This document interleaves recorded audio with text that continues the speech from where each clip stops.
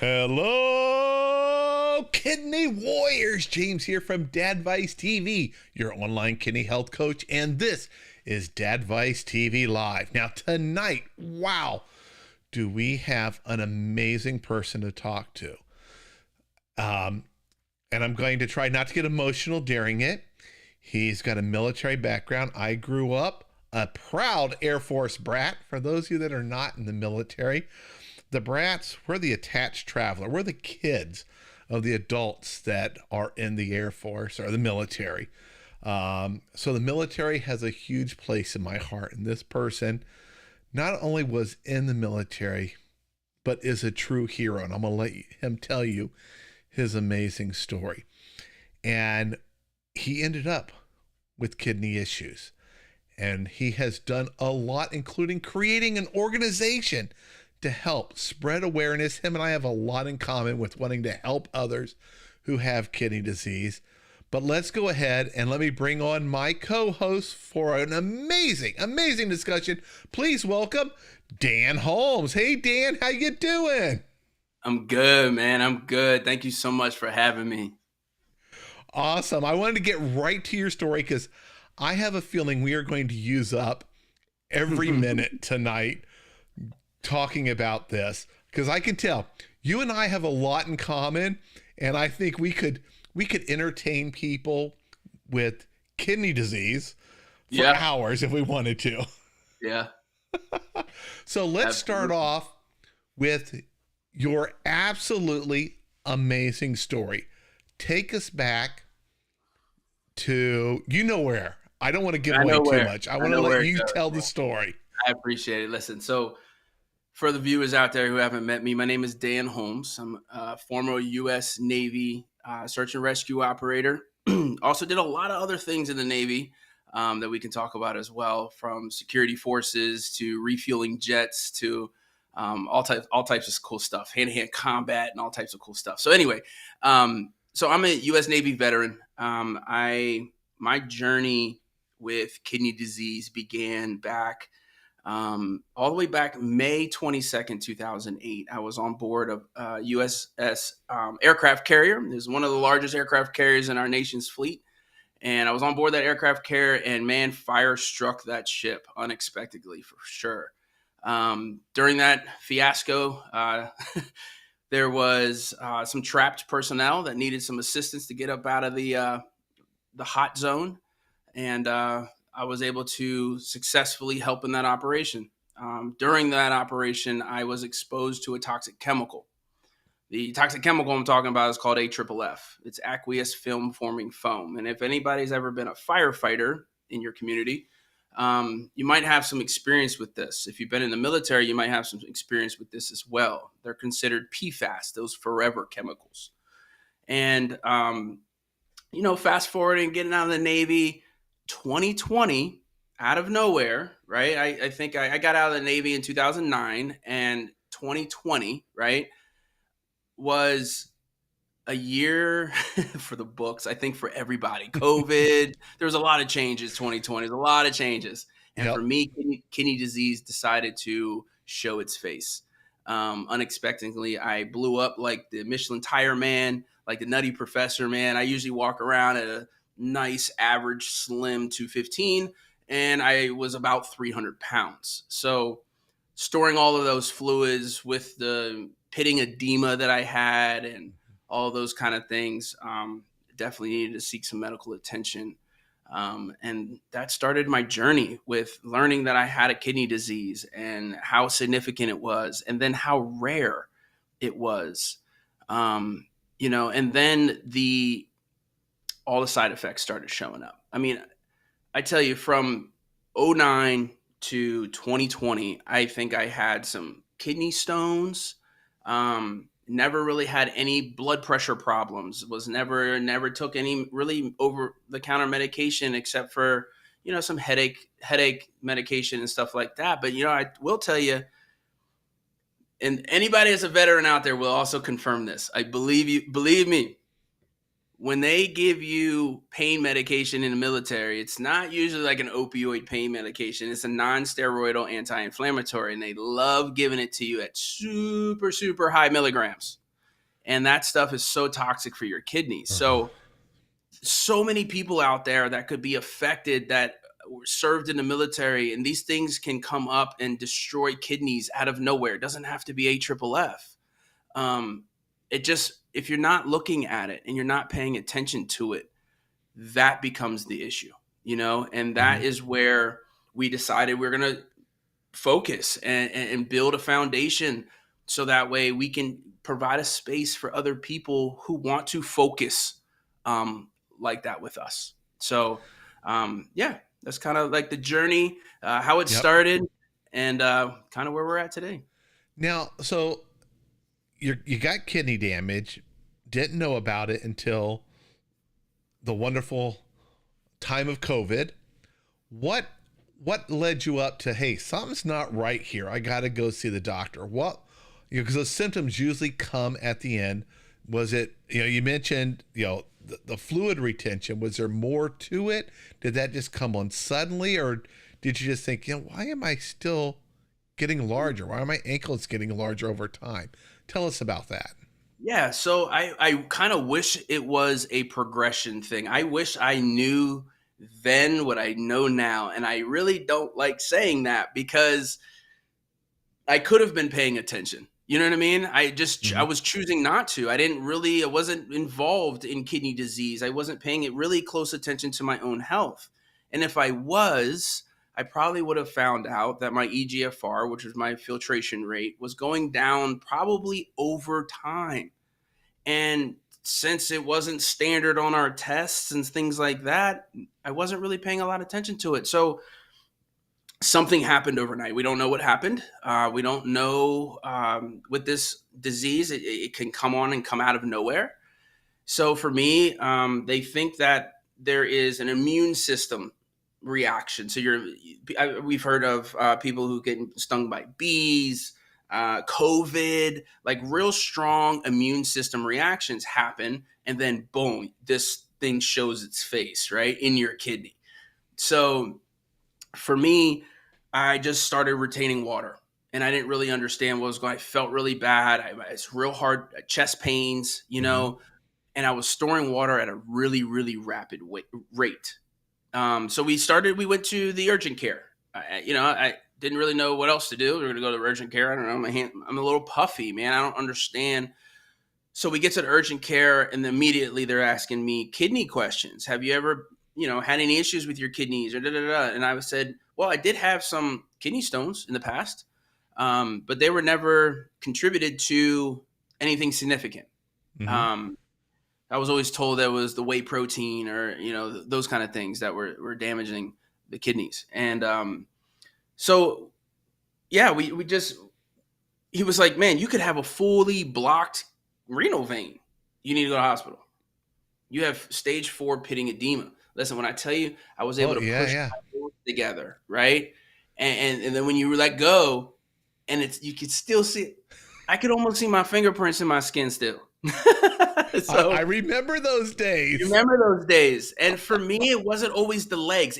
I had it in my legs. I had it in my belly. Again, I wasn't always paying attention to what I was eating and, wasn't always living the healthiest lifestyle. But, you know, um, now we're paying attention to it. So we go Yeah. to the ER. The ER is like, hey, and now it's COVID. This is the middle of COVID. And my, we don't know what to do. Do I go to the hospital? Do I go to a regular hospital? I've never really been sick before. I'm a veteran. I have VA healthcare. Can I go to the VA hospital? It's like an hour and a half away, though.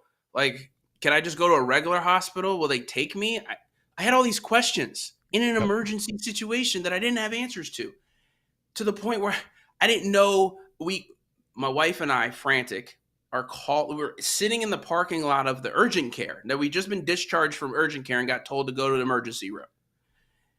And I'm like, okay, well, my insurance is through the VA. Everybody else, I don't know if they're even. I have to call them first. It was confusing, and I didn't really understand the VA healthcare system and how to navigate it at the time at all.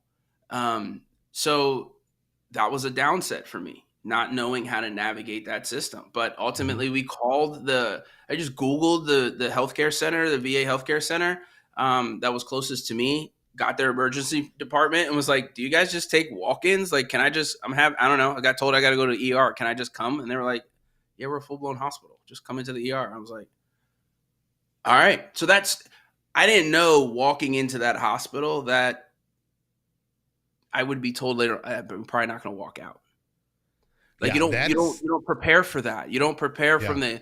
from the urgent care trip. You're not prepared. I don't have a backpack full of stuff, you know, and then Yeah, you go boom. there thinking, hey, I'm going to go there. They're going to see me. I might be there an hour, hour and a half, and I get to go home. And I stayed overnight, and then it turned into all this stuff. And, it got to the point where I needed to be the smartest person in the room. If I'm going to save myself and everybody keeps telling me they don't know what's going on and they don't know how to treat me and they don't know, if I accept that, then I know what my fate is. They're going to put me in Arlington Cemetery, right? When I Mm-hmm. expire. But that's not okay with me. It never has been. So those are the reasons. Listen, we found the loopholes. We found the places that people aren't paying attention to. The VA healthcare system, learning how to navigate that. There should never be a veteran in crisis that needs to Google the VA hospital to understand if he can even walk into it. Like, that's Right. how ignorant to the fact I was. And if I was like that, there's other people out there that are like that. So our foundation, this is what we're doing. We're making sure we provide a platform for people that feel unheard, that don't understand the VA healthcare system, don't understand kidney disease, don't understand mental health, disorders, and the way forward. So that's kind of what we're doing, man. Yep. Now I want to go a little bit back to your story. I'm going to pull those emotional heartstrings. You hinted at it a little bit. What did the doctors tell you? You go in there, you learn you have kidney disease, and it brings back flashbacks of when I learned. I didn't. They were using all these terms I didn't understand. Renal this, renal that, and oh, this number is this. I was like, they're saying, it's going down. Is that good? No. I'm like, we are all lost when we get diagnosed. And Yeah. my doctors knew that I just wasn't getting it. So they got very blunt with me. And that's what got it in my mind and changed things for me. It scared me to death. You had a similar situation. What did they tell you? So it took some days. I mean, I was in the hospital. I'm going to fast forward while I was in the hospital, but I was in the hospital over some time, and they're still trying to search, right? They're doing all the testing, trying to figure out what's going on with me, how to treat me, because the first thing they did is they hooked me up to an IV, a liquid IV. Mm-hmm. I down like 3 of those bags of IV fluids, and I'm in there, standing there, looking like the Michelin tire man, accepting just fluid after fluid. Like, why are we giving this guy fluids? Like, this is his problem. Dude, Anyway, that echoes mine. I was like, laying there on the gurney and my arm started burning from the fluids, and they were yeah, giving me potassium, bags of it, bags of it, and you're and like, kidney listen, failure. in the middle of kidney failure, I'm having a water storage issue. Edema is water storage, and I'm having that issue. So let's not give the patient water. I don't know. I don't know that I don't. I'm not in that space, right? But fortunate for me, I was trained in a little bit of healthcare. Being in search and rescue, you do have to go through and you learn basic life-saving techniques. You Mm-hmm. understand medications. You understand the terminology, those kind of things, right? I'm not a doctor. I'm not a surgeon. I don't know how to do any of that. But what I do know is that what I can understand. And yeah, the doctor started throwing things at you like renal and this and EGFR and numbers I didn't understand and all this kind of stuff. But what really got me was after they decided to do a biopsy. Now, I was in the hospital for days and days before anybody even thought maybe we should just do a biopsy and see if we can see something in his kidney. Um, the VA read the biopsy. I was confirmed at that point with a rare kidney disease called membranous nephropathy. It is a umbrella of nephrotic syndrome. It is a umbrella of a rare protein spilling kidney disease. It is an autoimmune disease. So it just makes sense that this disease attacks my kidney, because there's got to be something going on with my kidney that's making me attack the kidney. But what I found out was the jargon membranous nephropathy. There's not even a lot of people that I meet today that are doctors that even understand what that means. So yes, the jargon, the talking over you, not understanding anything, all while trying to save your own life and just breathe or something. Like I had 8 pulmonary embolisms, a collapsed lung. I was breathing through a straw. I suffered for 2 strokes, and I'm on FaceTime with my wife trying to save my life. You see what I'm saying? Mm-hmm.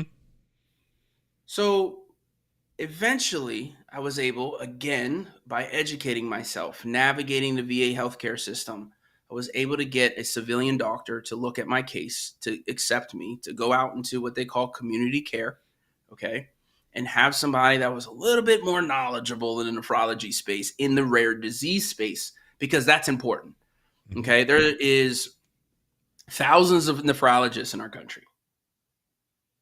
There's probably 200 rare disease specialists that pay attention to kidneys out of those. So there's not a lot of community to research, to reach out to. There's not a lot of people there. So we had to just go and educate and learn and ask questions and say no and fire medical staff and say, get out of my room. That doesn't make any sense to me. Mm-hmm. What I'm reading here doesn't make any sense. And if you're going to come here and say, hey, I never learned any of that, then you can't tell me what makes sense to me is right or wrong, right? So it was really cool because I found community. I found support groups online through other nonprofit organizations, and that's where the healing began, really, truthfully. Once I found out that I wasn't alone, that I wasn't the only one in the world that had this, that I wasn't, that motivation right there, man, kicked it into overdrive. And if anybody out there knows a Holmes, we go in overdrive pretty quickly. And it's really hard to get out of it. So that's kind of like, if you want to deep dive a little bit into that diagnosis, man, that's kind of how it was. And it wasn't until I really got into that civilian doctor where they were able to track what was in the kidney, the AFFF that was in the kidney. He had went to school when he was coming up through his education. He had went to school with a pathologist, right? That's a person that can read kidney biopsies. So to my advantage, he asked like, hey, can I just get the biopsy slides that the VA already took so we don't have to do another one? I just want to have it reread. Just, just who cares? What's the worst that could happen? You get the same diagnosis. So yeah, they confirmed the diagnosis. So they confirmed anybody that's tracking membranous nephropathy. They confirmed secondary membranous nephropathy, but they couldn't understand for this whole life of me why or what was causing. So secondary means that it's been caused by something. But going through all the screenings, the cancer, the lupus, the negative for everything in the world that they could test for, it didn't make sense. So if it doesn't make sense, you should probably keep looking. Mm-hmm. So they kept looking and we kept diving. And that's when we found the pathologist called back my doctor. My nephrologist calls me and he's like, Dan, you ever been a firefighter, man? I said, no, not professionally. And he was like, okay, you have a chemical that's used in firefighting in your kidney. It's called AFFF. Do you know how that would have gotten into your kidney? And all the dots started getting connected. All the light bulbs started up. Bing, bing, bing, bing, bing. So once all that started happening, man, we were able to put things together and take action, right? So I ultimately got what was needed, man. I was able to improve my kidney health. I was able to improve my situation. We were able to start advocating, and advocating from a chair in a hospital bed is where I started. Because people needed to hear what was going on. People needed to understand that kidney disease affects everybody. It doesn't matter, white, black, brown, doesn't care what color you are, doesn't care what religion you are, doesn't care what job you have, doesn't care how much money is in your bank account. Kidney disease will come and get you regardless. And if you're not paying attention to it, I thought I was unstoppable. Guys that lived the career that I've lived, we have that complex where we feel like sometimes we're unstoppable. And kidney disease is going to stop it dead in its tracks. And it's won every single time. So, we fighting, man. It's a fight. And we need help fighting. I can't fight this alone. So I appreciate people like yourself, all of the guests that are in here. This is comments, man. The comments are going crazy. I love this. Now, you started an organization. Well, your experience, sadly, I hear it over and over and over. I didn't learn about kidney disease until mine failed. And I had no clue. I just thought the kidneys created some pee. I didn't realize how important they were. There was so much that they do. And the internet is full of so much misinformation for those that have kidney disease. It is difficult to find. It's full of misinformation of people who don't have kidney disease. But yeah. And there's a lot of scammers out there trying to sell cures. Oh, those just boil my blood. There is no cure for kidney disease. As of right now, there is no cure for kidney disease. Just want to make sure that we are clear on that. And there's no, and I try to, I sometimes will run into somebody who will almost argue, I'm sure this pill will work. And I explain to them, do you know the billions of dollars spent by multiple countries every year just dealing with kidney disease? If there is a pill that sells for $100 a bottle on Facebook, these countries will buy whatever they need to make that pill because they're spending so much right now on kidney disease. Yeah. The solution is not $100 pill on Facebook. Dude, it's not. And listen, there are things you can do to help your kidneys. I don't want to misconstrue that that none of the pills work, that everything's a gimmick, and you have to take pharma's word for everything, because that's not true either. There are things and strategies, right? If you're paying attention to your health, if you are focusing, so it's all about paying attention to the things that matter. So if you're thinking about your health and you're talking about your health, then you're probably living a little bit more of a healthier lifestyle because those things might make sense to you. If you're turning a blind eye to it, then your kidneys are going to jump out at you and they're going to grab you one day. So, kidney disease, man, affects more people in this country than diabetes and cancer and all these other stuff. But nobody talks about kidney disease because they don't understand kidneys, right? We know more about cancer or random disease than we do about the organ in our own body. And you can treat like diabetes at CVS and Walgreens. Like, I can't treat kidney disease like that because people don't understand the kidneys. When I was talking to a nephrologist one time, and he was telling me that like the nephrotic syndrome chapter in nephrology school was like at the bottom corner of a page with like a picture. Oh. And it might as well just said like, hey, don't get this because we don't know anything about this. And I started meeting people that have had nephrotic syndrome and rare kidney disease for decades. And I can only imagine. I know how far we've come in just 5 years that I've been diagnosed. Experimental medication and the medications that you and I were talking about earlier that, may or may not help. They helped me, didn't help you. Great. It goes to show that not everything in everybody's disease or kidney disease is the same and that they affect people differently. Medications, side effects. The worst part of my entire journey, was the comorbidities and the side effects from the medication. The collapsed lung, the strokes, the double strokes, learning to walk and talk, the pulmonary embolism. I have not felt pain that close to my soul,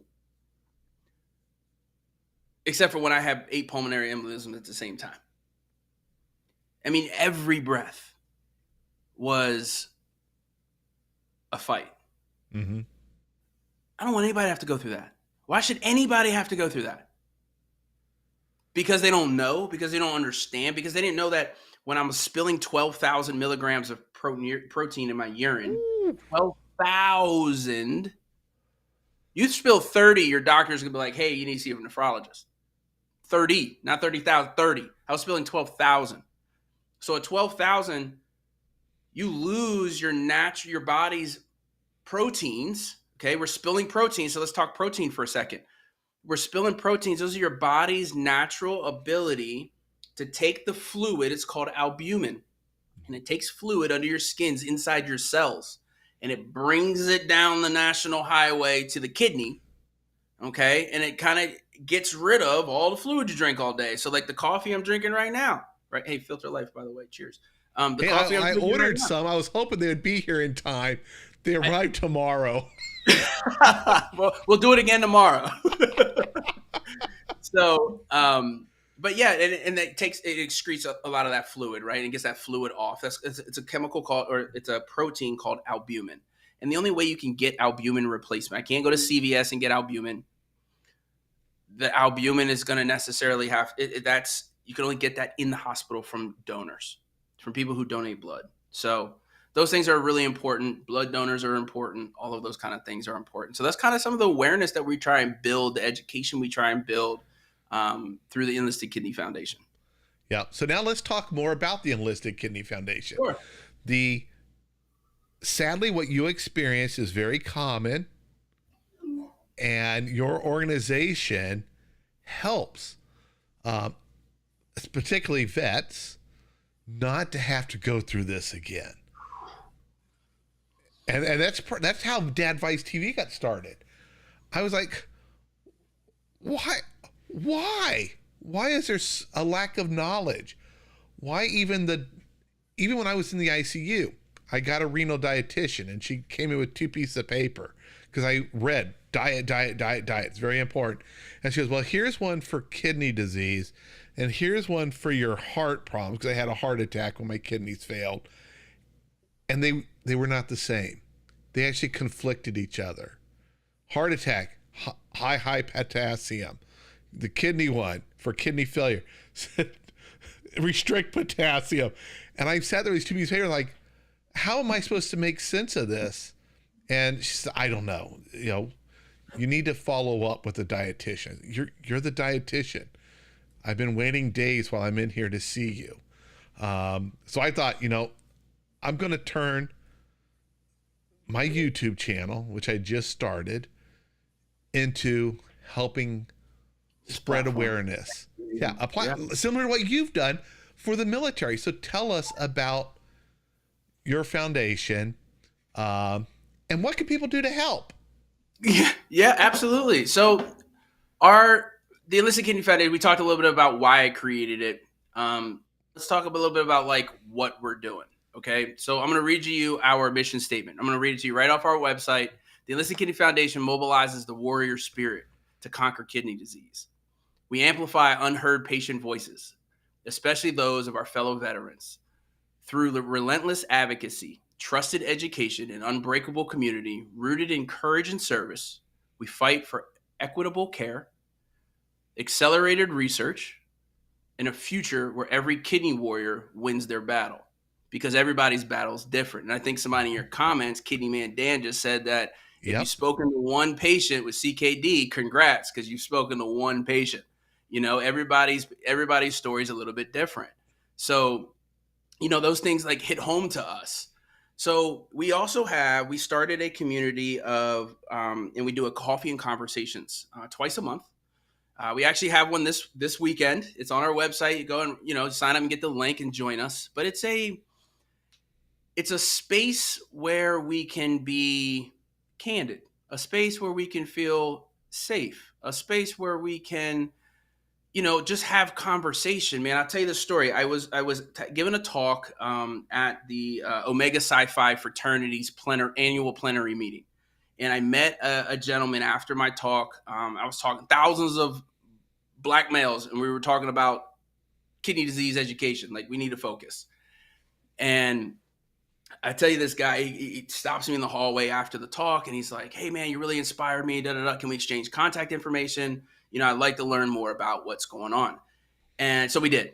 A couple weeks later, he reaches out, and he's like, hey man, you gave me your number at this talk. I don't know if you remember who I am, but I went and got my kidneys checked at the doctor because you motivated me to go get my levels checked, and I just went and made an appointment, man. You know, it's not going to hurt anything. So I my results came back. I have stage 3 CKD, Oh, and my EGFR is 55.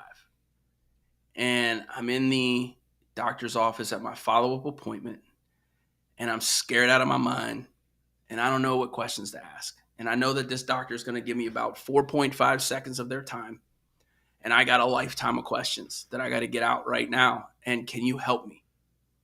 So it was things like that right there where I was mhm. like, how do you say no? Like, where are you at, man? Let me show up with you. Let's go to the doctor's appointment together almost, right? Like, thank you for calling. This is why I do what we do, you know? So it's things like that. Look, this individual is a veteran. He has kidney disease.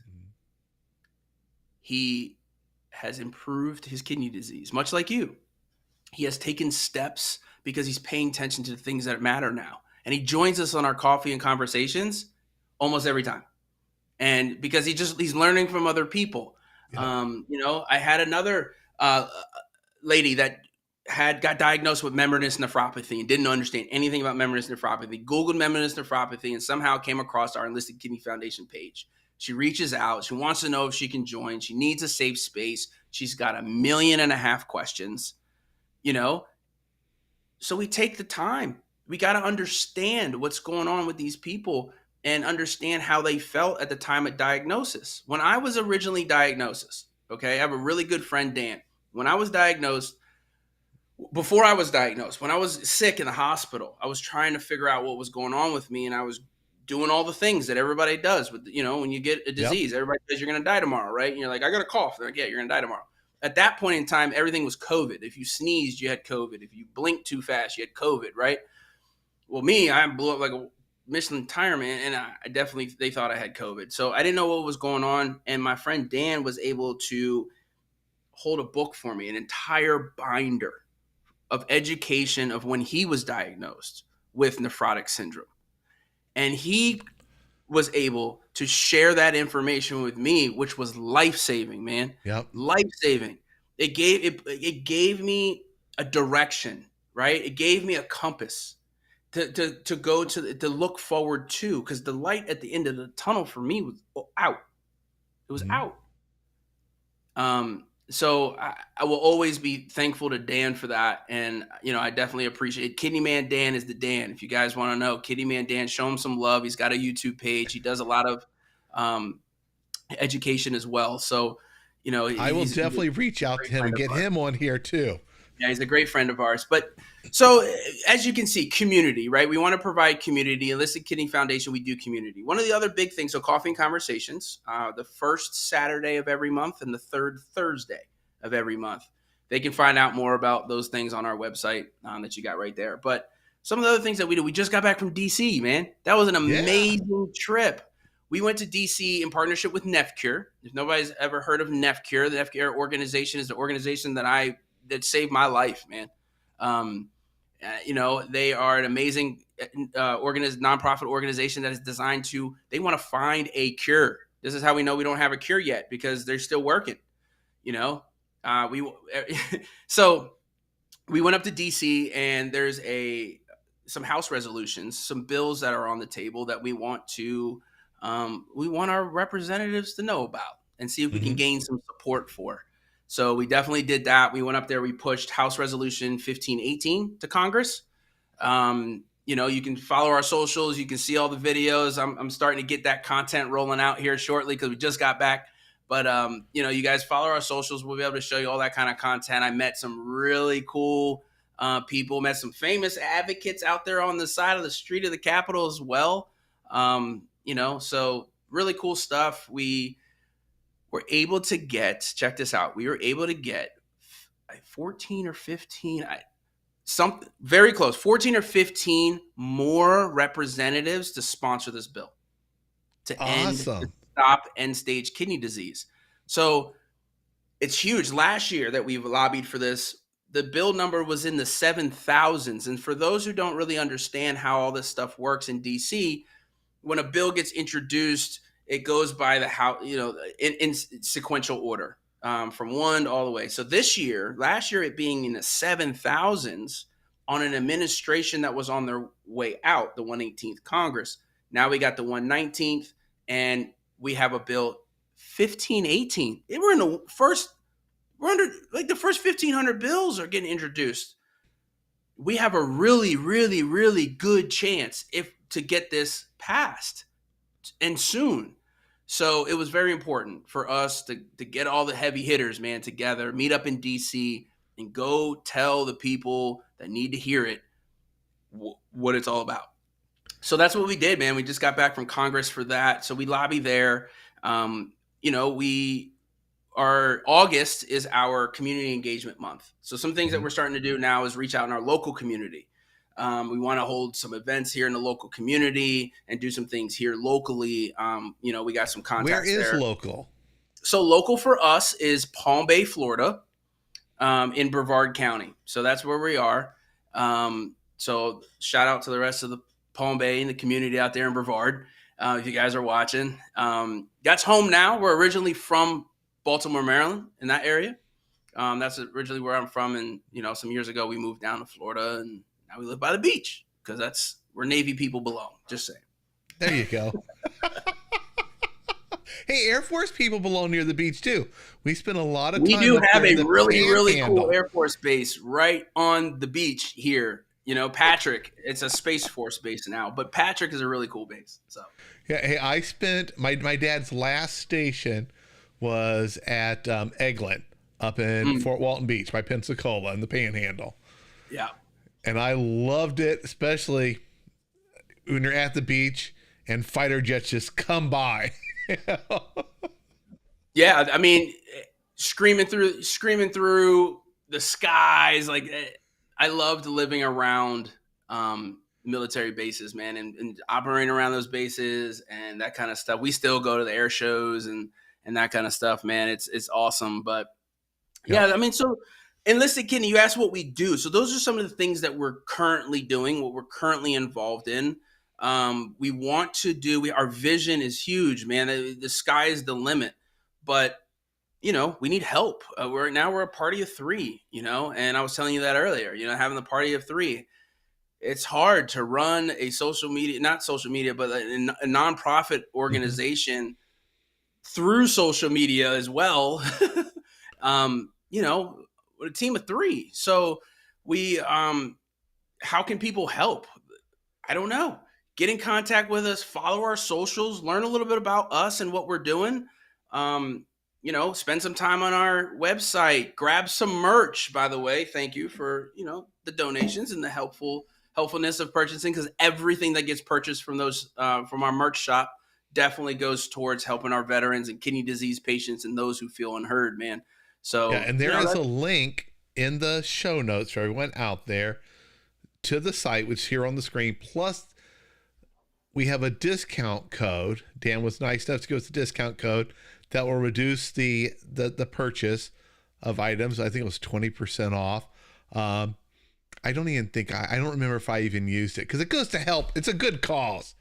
It's a good cause. Listen, I'm not a t-shirt designer. I'm not a mug designer, right? We do our best. I think things are cool. I try to create things that we would like, that I would use. I use this mug all the time. It comes in a couple of different sizes, which I thought was really unique. Yep. And I think the mug you got one of the big ones, right? I got to be, because, dude, this is my water bottle. This is 52 ounces. I try to go through 3 of these a day. Yeah. This is my last fill up of the day. I got 20 ounces, not even 18 ounces left to drink. So yeah. So those things go to our a really good cause. That's what helps get our team out to DC, right? That's what helps, everything that we're doing and the platforms that things cost money. Nobody does anything for free anymore. So I got to pay too, and it's like any kind of donations, man, all that stuff. We are a 501c3. So we are a tax deductible. We have a tax deductible cause. We send out any donations that we get. We always send that paperwork out. So if you do need that, and the spots to donate are on our website as well. But you guys probably have seen a lot of this filter life. And I know I'm What getting a does lot that of questions. mean? What does filter life mean? Talk about it. What does filter life mean, man? I believe we are all filters of our own environment. We're filters of the planet. We filter oxygen, we filter air, we filter the water, right? We just talked about the foods that we filter. We take certain things from those foods and excrete certain things from those foods. So we're filters in a human body sense. We also filter the things that we pay attention to. You can filter out negativity and you can filter positivity. We have the ability to make those choices. When you live a filtered life, it's just saying, listen, I'm paying attention to what matters to me. Does that make sense? Yep. I'm paying attention to my kidneys. I'm paying attention to my filtration rate. I'm paying attention to the numbers that I get back from the doctor. I'm learning how to maybe interpret those. Filter life. It's the way the guys who have to go to dialysis, they got to bring the blanket because it's going to be freezing cold, or they got to bring the muscle cramp medicine or the creams, right? Because all of that is filter life. The people I met in DC, some of them had to bring mobile dialysis units with them to do dialysis while they're at the hotels. That's a filtered life. You live a filtered life because those are just part of your everyday that nobody else is really paying attention to. They don't understand the need of things. They think, it's kidneys. And when I'm like, my kidneys, I'll just get another one. Nobody talks about a 10-year wait list to get a kidney, And Yep. what stinks that you and I both know is that our healthcare system, VA included, love it when a patient comes in that hasn't yet reached end-stage kidney failure because they can push you that direction. They can watch you go down that road, because that's where a lot of that funding comes from. So, Yep. we like I said, Enlisted Kidney Foundation is paying attention to those who feel others are overlooking. That's the Black and brown communities, right? There's significantly more people diagnosed with kidney disease that are Black and brown in our communities. And it's systemic. It's built like that. We just got, years ago, they just got the EGFR, the 60% changed because they would just say if you're Black or brown, you should have an EGFR of 60 is perfect. There's 600,000 people in the military today, right now, with kidney disease. Diagnosed. 600,000 veterans. And that's only the ones that know it. 1 in 6 don't even know it. Yep. Like what? 40,000 of the 600. 40,000 of the 600. Y'all do the math. 40,000 of the 600 are already at end-stage renal disease. They're already end-stage. Kidneys don't work. They're done. They're on dialysis. And they need a transplant. So when we talk about what does the Enlisted Kidney Foundation do, we have a plethora of resources that I've been able to build, okay, that have helped me and that have helped others. For instance, I work very closely with an organization that strictly only finds kidneys, living donors for veterans only. Having a Rolodex of specialists in your phone that you can just pick up and go, I got a question. I got a patient that needs help. To be able to have that access, I didn't have that access. I had to create that access with my own doctor. I had to create those access. I had to create all of these connections. I had to figure out and navigate. I had to go down the wrong paths, almost die a couple of times, come back to life. Here we go, to figure these things out. So now I got the cheat codes. The Enlisted Kidney Foundation's got the cheat codes, man. Let us put you in front of the people that you need to be in front of. That's the action portion of it. And that's us taking the action. You know what I mean? There's kidney disease that you can get diagnosed now through your genes. Did you know that? Did you know APOL1 mediated kidney disease? People can be diagnosed. There's testing out there now, and there's organizations that provide this for free or scholarships or grants to almost little to no money. You can get tested. So now we can take somebody from birth and find out whether or not they're more prone to end up having kidney disease based on their genealogy.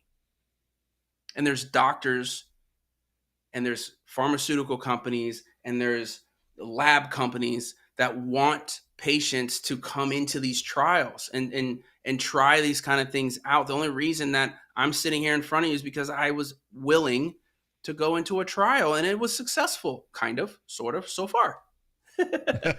So, it was there. And then when you're navigating your healthcare system, most people have some civilian healthcare. Okay. Mm-hmm. And the misrepresentation is that our armed services should have the best healthcare on the planet, right? I mean, wouldn't you agree? Yeah, I would agree with that.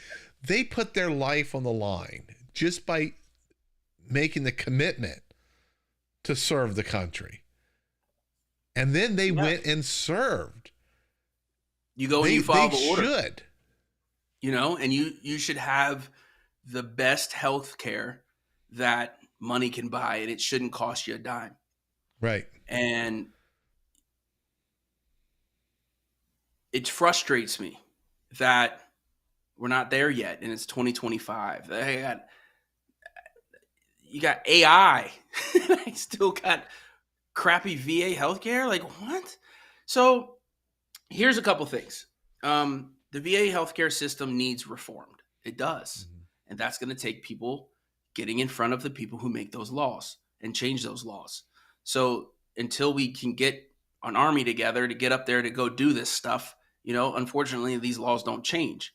And we have to we have to navigate what we know. And I can tell you what we know right now with kidney disease is that they want to push you to dialysis. They want to put the fistula in your arm, and they want you to go to end-stage. Some money.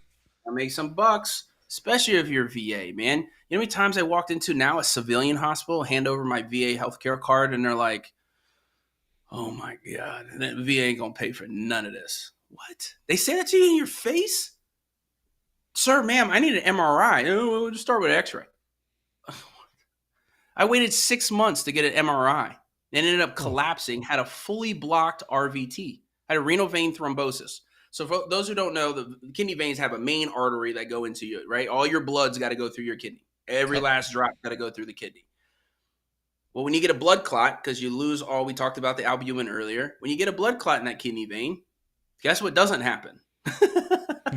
All your blood doesn't go through your kidneys. And I had a blood clot growing in my main artery vein for 6 months until I collapsed and almost died on the football field while coaching my kids, high school football. And I had to get it surgically removed, an emergency surgery. And that was an eye-opener for a lot of people because I had been complaining about the left flank pain for some time. It was misdiagnosed. It was, just go here. We'll get you some. We got a whole health clinic now, man. We get you some chiropractor appointments. We'll get you some massage. We'll get you some water therapy. Can I get an MRI? I just need an MRI. So we just see if there's anything in there because I've had blood clots before all over my lung. I don't think I should have, right? Nobody's looking. We're not paying attention. Filter life. We're not filtering out the nonsense. We're not paying attention to what matters. You know what I mean? There, so many times I go into the hospital and I would have to tell them, listen, I have a kidney disease. My kidneys is the issue. And they're like, no, it's a heart. It sounds like heart symptoms. You got chest pains. It's a heart. I'm like, I probably have another blood clot in my lungs. Probably why I feel it up here. No, we got to put you through the heart, test you for COVID, and then we'll put you in the room, and then we're going to do the EKG, and then we'll do it. We're wasting time. Yep. Because people have a lack of knowledge. So platforms like yours, right, allow us to put that knowledge out there to allow people, listen, if you're an intake nurse at an ER, like kidney disease is real. Think about it first. Because most sicknesses relate to the kidney health because it's toxins that build up in our blood that make us sick. And you show it with the flu symptoms. And I got the flu. And right. I was just talking to another guy in DC who his son was diagnosed at 21 years old. Oh. He went in there and they were like, oh, yeah, it's pancreas. We got to do pancreas. And oh, by the way, his kidneys don't work. What do you mean his kidneys don't work? He's got to go on emergency dialysis right now. What? So Oh, far too often people show up, and this is what I'm trying to tell the public. People show up to the hospital in full-blown kidney disease, man. And if we filter life properly, we can pay attention to it. I think when I was diagnosed, I was going to my doctor almost every day for 2 weeks. I thought I had food poisoning, and I had every symptom of kidney disease. Gigantic ankles. My shoes wouldn't fit anymore. My feet were swollen. My legs were swollen. My hands were swollen. I couldn't sleep. I had the itching everywhere. I had this cough that wouldn't stop. I couldn't keep anything down. It was just every symptom that's out there. Oh, and I was extremely weak. Every symptom I had. And my doctor didn't think kidney disease until about 2 weeks later, after he'd given me a pain shot, in the rear. One day, he's like, yeah, this will take care of it. This is it. This shot here. Go home. If you're not better in 3 days, come back. The next day I came back. I was like, I went in and if you remember the old Carol Burnett show, there's a character that walked real slow, taking tiny little steps. That was me, just walking in to his office. And that's when he realized, maybe kidneys. It's got every single symptom of this for the last few weeks. And he sent me to the ER, similar to you. Said, you got to go to the emergency room. And I remember I was like, I got some errands to do. Let me get those done first, and I'll go there this afternoon. He's like, no, you got to go now or I call an ambulance. Yeah. And he had realized, the things are bad now. I went to the ER, and I didn't even make it into the ER. Pulled right up in front, opened my door, and then had a heart attack and collapsed right there. And then they came out and got me because I was right in front of the ER. I couldn't even park. I was like, I'm not parking. I'm just pulling straight up. I can move my car later. So it's that they didn't filter out all this other stuff, and they were not even thinking kidney disease, even though it is so common. And it was probably kidneys, and it's so common. They were just not taught to think kidneys, right? Yeah. I don't. That's what we're trying to change there, man. That's exactly what we're trying to change, man. Is the focus on kidneys. We need to get the awareness out there. We need to build that awareness. We need to provide a space for the current patients and future patients, the ones that get diagnosed, the ones that are on this call right now, or not this call, but the ones that are in our comments. I'm reading all of these comments, and they're awesome. And I worry because, do these people have a place to go? Do they have it? They have you, which is amazing. You know what I mean? Yeah, and I'm just a person.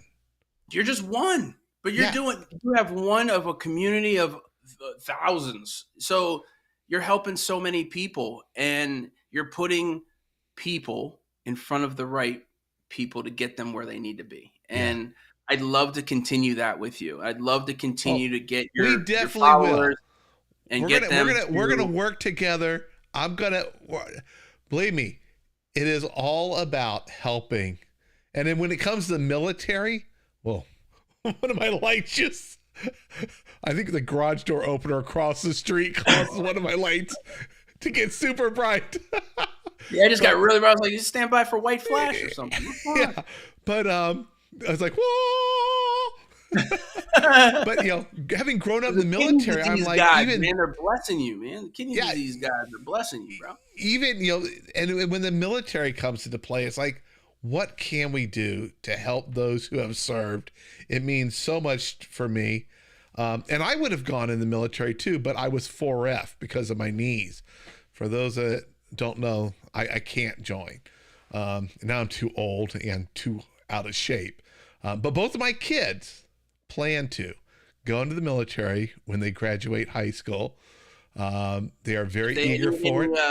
If they need any coaching through that process, have them reach out, man. I've coached so many kids in football. I got guys deployed right now, out to sea right now, that are on deployment, that played on our football team, that joined the Navy, wanted to do something better for himself, and he's on deployment right now as a F-18 fighter jet mechanic. Like, what? You know what I mean? Like, this dude, what? You're set, my guy. If you're listening out there, and you know who you are. If you're listening out there, dude, you're set, my dude. And I got another one we put in just before him who wanted to be, he was like, Coach, I want to be a federal police officer when I grow up. And I'm like, all right, cool. Well, here's a great That's path. my daughter. She just got accepted to the Junior Police Academy. She's only 13. It starts next week here in the town I live in. And she is all excited. She wants to go in the military, train. She wants to be an MP, train the dogs. Yeah. Yeah, the military's got some crazy dogs, man. They got some awesome dogs out there, man. And the people that train them, my heart goes out to you. My heart goes out to you for sure. But yeah, if there's anything in the future I can help with, right, and give people advice on joining the military. I mean, we need the people in the military. Yep. You want to join the military informed, though. You want to be able to choose your rate, choose your fate. For those Navy guys, you know what I'm talking about.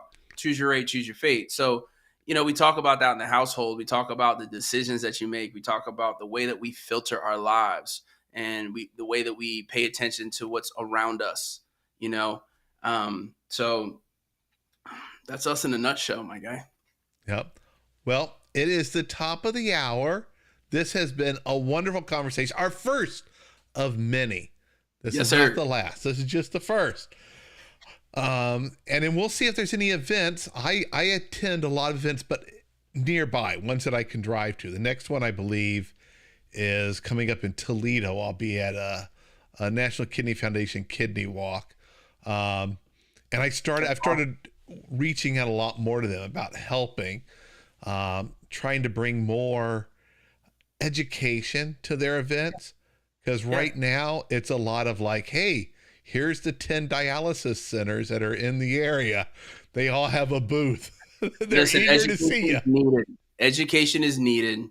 Those organizations that are doing those things are needed as well, right? Like go to the walks, do the things, like visit those, but sometimes you can get a little too big. So your umbrella becomes too big. You can't pay attention to the people below it. Does that make sense? Yep. And the Enlisted Kidney Foundation, I want to pay attention to our veterans, the ones that are suffering, like myself. I want to pay attention to the ones that are on dialysis in the chair, not the chair itself. I want to be able to plan a walk myself locally in our own neighborhood to raise awareness. I want to get the local dialysis centers, because look, what do you need as a dialysis patient? When you go to dialysis, are they giving you what you need? Do you need the blankets and do you need those kind of things? Why can't we be there for the people like that? So those are the things that we have planned. Those are some of the things that we want to do. And every donation that we receive goes towards those kind of efforts. And also all the merch, man. We got the merch out there. We got the EKF. We got the filter, a couple different variations of the filter life. There's an artwork on there you'll see. I think you probably already seen it, but the one with the two kidneys where it's got like the ocean and the palm trees, and you got the filter filtering the salt water and filtering the palm trees. So our co-founder, my wife, Stacy, who is in the chat. She's been answering questions. She's always by my side 24/7, and it's amazing. I wouldn't be where I am today without her.